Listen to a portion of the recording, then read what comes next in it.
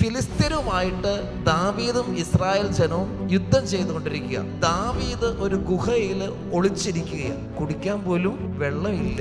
ഫിലിസ്തീനയുടെ പട്ടാളം ബെത്ലഹേമിൽ പാളയമടിച്ചിരുന്നു.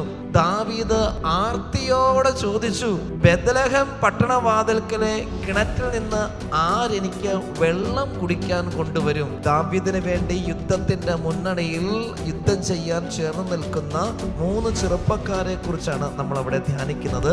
ആ 3 പേർ ഉടനെ ഫിലിസ്തീനയുടെ പാളയത്തിലൂടെ കടന്ന് ബെത്ലഹേം പട്ടണവാതിൽക്കലെ കിണറ്റിൽ നിന്ന് വെള്ളം കോരി ദാവീദിന് കുടിക്കാൻ കൊണ്ടുവന്നു.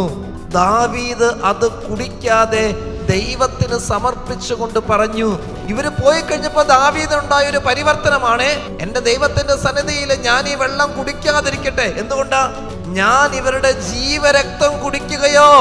ഈ 3 ചെറുപ്പക്കാരുടെ ജീവരക്തമാണിത്. പ്രാണൻ പണയം വെച്ചാണല്ലോ അവരിത് കൊണ്ടുവന്നത്.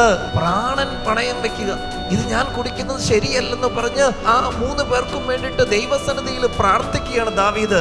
നമുക്ക് വേണ്ടി ത്യാഗങ്ങൾ ഏറ്റെടുക്കുന്നവരെ നമ്മൾ മറന്നു പോകരുത്. 1, നമ്മൾ അവരെ സമർപ്പിച്ചവർക്ക് വേണ്ടി പ്രാർത്ഥിക്കണം. 2, നമ്മൾ അവരെ മറക്കരുത്.